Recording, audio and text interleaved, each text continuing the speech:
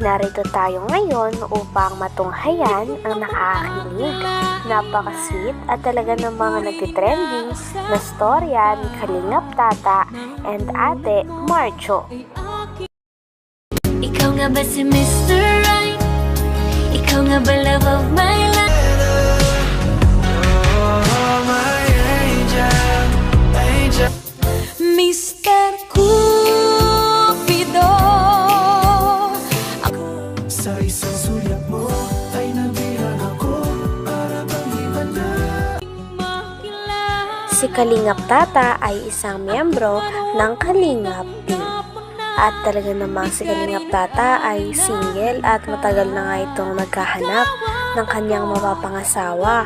At lagi nga siyang malungkot at lagi lang kumakanta sa love story ng iba.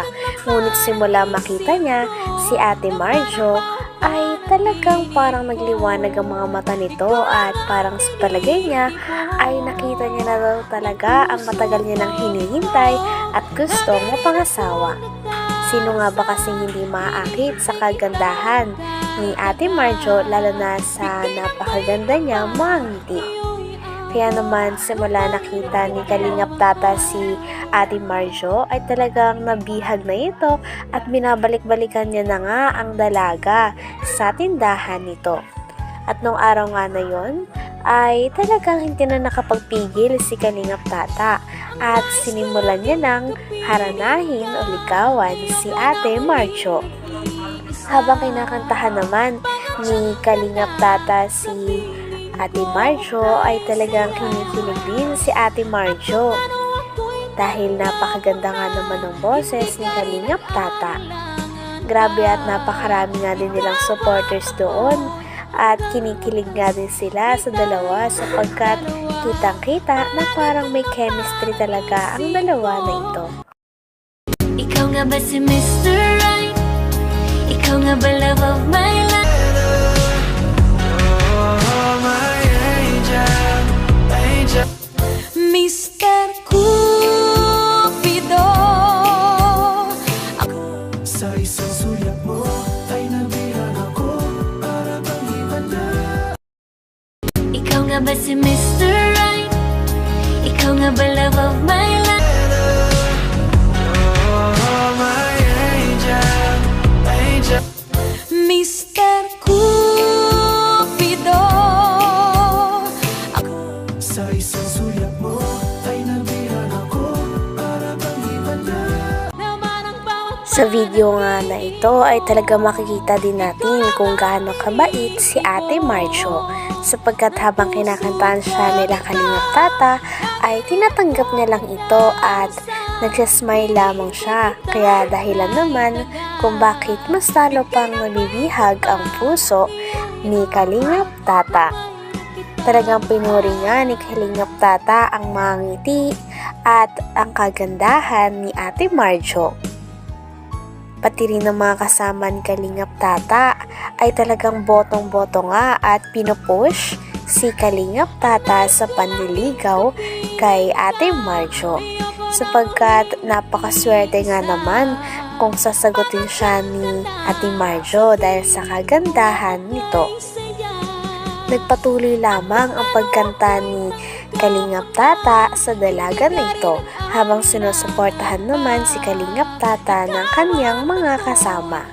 Habang kinakantahan din ng Kalingap Tata si Ate Marjo ay hindi na rin tumigil sa kakangiti ang dalaga na ito sapagkat kitang-kita din na kinikilig at talagang nai-impress siya sa boses ni Kalingap Tata na napakaganda nga naman tuwing kumakanta. Habang si Kalingap Tata ay todo pasikat sa kanyang pagkanta dahil gusto niya rin na talagang mapasagot o makuha ang napakagandang dalaga na ito. ikaw nga ba si Mr. Right? Ikaw nga ba love of my life? Oh, my angel, angel. Mr. Cupido, Sa isang sulyap mo ay nabihan ako para bang ibanda. ikaw nga ba si Mr. Right? Ikaw nga ba love of my life? Oh, my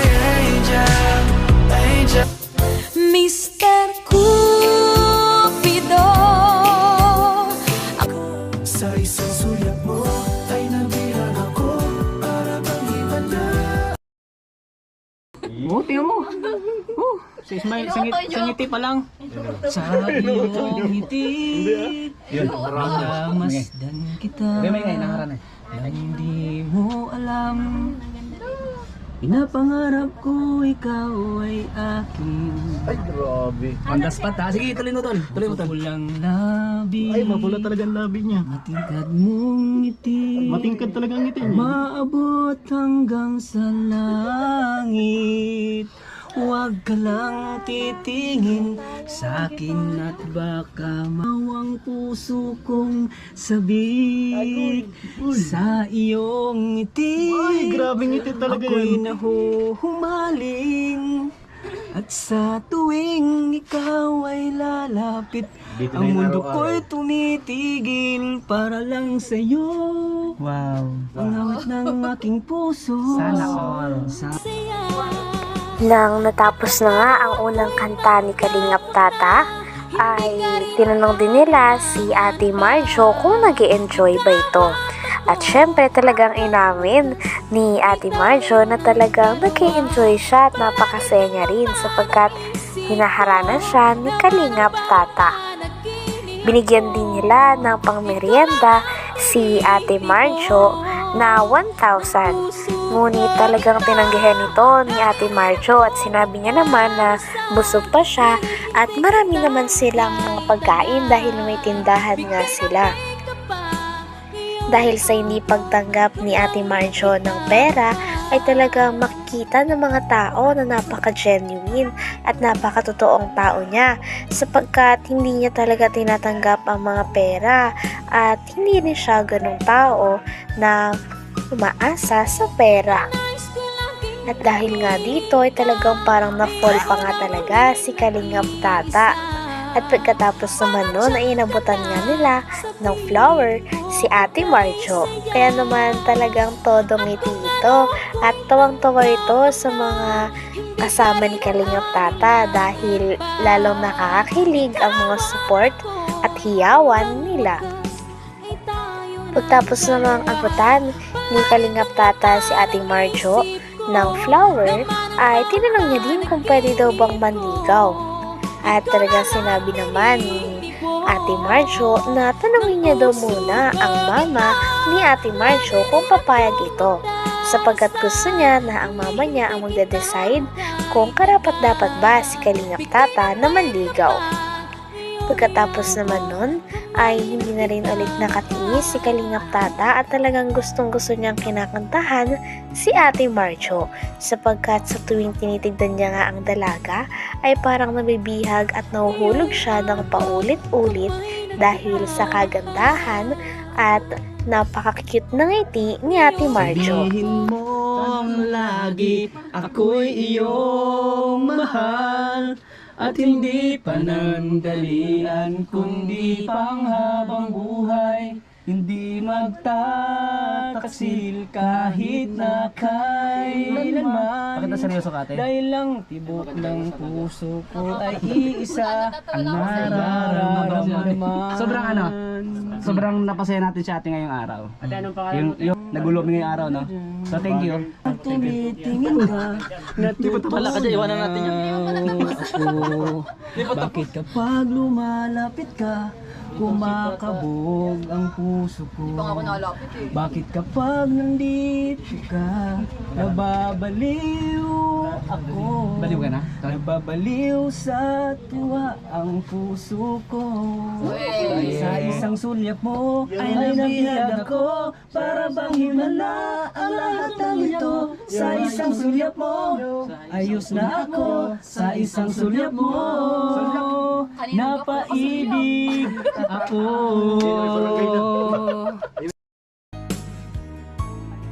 Hanggang dito na lamang muna ang ating nakakakilig, napaka-sweet at napaka-trending na istorya ni Kalingap Tata at Ate Marjo. Maraming salamat sa inyong panonood. Hanggang sa muli. Bye!